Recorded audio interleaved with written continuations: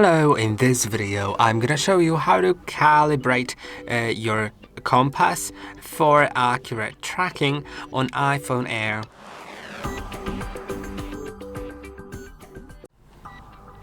If you want to calibrate your compass, there's not really an option to calibrate it manually. There used to be in the past, but it's not available anymore, but you can still calibrate it if it doesn't show proper results. So first of all, it's worth noting that it won't show you proper results if it has some metal near, some metal that is magnetic, but you can actually bypass it, so it still shows you north, even if like true north, even if there's some magnetic radiation. We'll try doing that, but first let's open compass.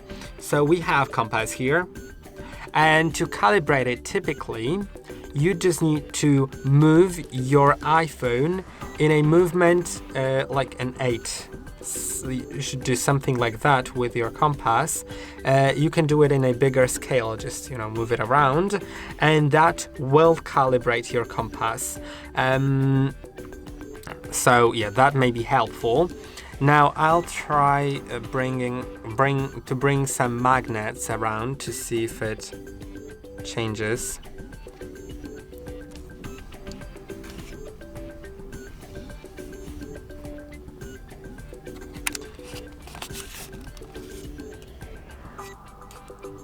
Okay, it doesn't really, because I have like this band from my Apple Watch, which does indeed affect the effectiveness of the compass, but as we can see, it still works great. But now, if you want, you can. If you still have problems with your compass, you can go to settings and go to apps, then go to compass and enable use true north.